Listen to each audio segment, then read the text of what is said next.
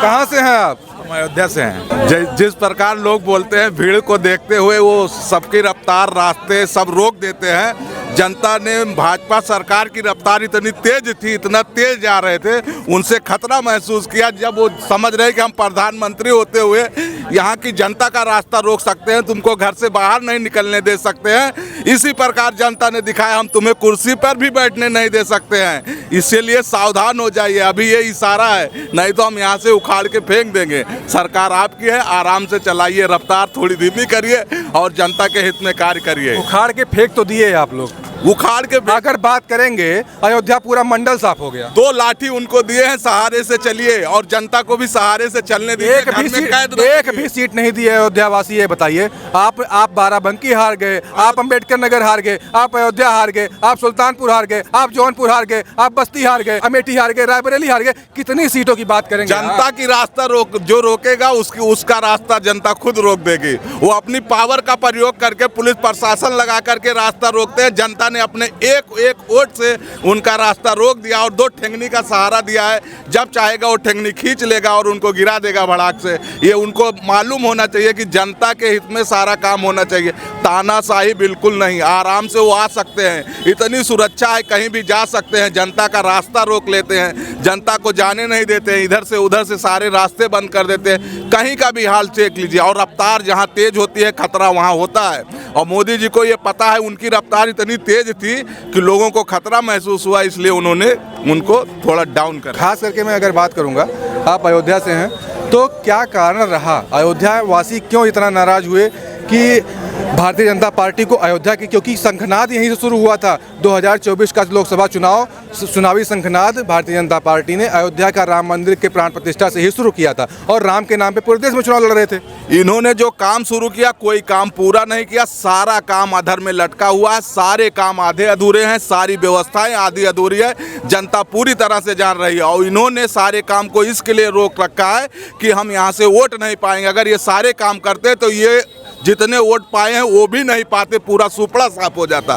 क्योंकि यहाँ की जितनी गलियाँ हैं सब टूट जाएंगी, सबके घर टूट जाएंगे, सब बिखर जाएंगे, इनका सुपड़ा ही साफ हो जाता अगर ये सारे काम कर दिए होते। इन्होंने काम को रोक करके रखा है, जिस दिन ये पूरा काम करेंगे अयोध्या से सुपड़ा साफ हो जाए। ये बताइए, अगर आप अयोध्या की सुपड़े साफ करने की बात करते हैं, अगर गलियाँ टूटने की बात करते हैं, तो जहाँ विकास है वहीं विनाश है, ये भी तो एक कहावत है। हाँ, तो विनाश के तौर पे उनको व्यवस्थित करना चाहिए ना, लोगों को बताना चाहिए। उनको व्यवस्था दे नहीं रहे हैं और उनका जो मर्जी आए तानाशाही करते हुए चले जा रहे हैं। जहाँ चाहिए तहाँ रोक ले रहे हैं, जहाँ चाहिए तहाँ तोड़ दे रहे हैं। कह रहे हैं तुम्हारी ज़मीन नहीं है, हम तुम्हें 10 साल पुराना मुआवजा देंगे। आदमी कहाँ से उतने छोटे से पैसे में अपना घर यापन करेगा?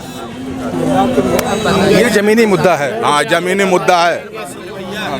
130 करोड़ लोग आएंगे। इधर देखो, फोकस करो। अयोध्या में 130 करोड़ लोग पूरे इंडिया से आएंगे, तो जगह चाहिए ना, उतनी जगह चाहिए नहीं। और तानाशाही की जो बात होती ना, अगर तानाशाही की बात होती तो 2 मिनट का काम है मोदी जी के लिए, कितना कुछ बड़ा काम है। अगर तानाशाही की बात कर रहे हो तो थोड़ी देर की बात थी, तानाशाही की क्या बात है?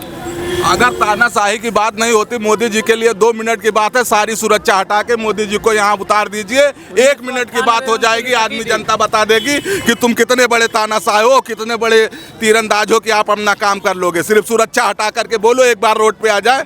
अरे वो गली का आदमी थोड़ी सुरक्षा हटा के आ जाए। गली के आदमी, गली चाय बेचने वाला आदमी प्रधानमंत्री बन गया तो तुम उसको तानाशाह समझ रहे हो?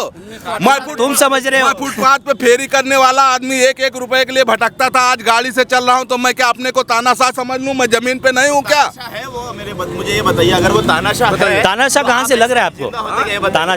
तानाशाह ये है, अपनी मर्जी का जो मर्जी हो। अब कहे तो तानाशाही कर ले, 2 ठेंगनी दिया है, जब चाहे तब खींच लेगी जनता। खींच के दिखाइए। अब उनको बोलिए कोई काम करके दिखाए।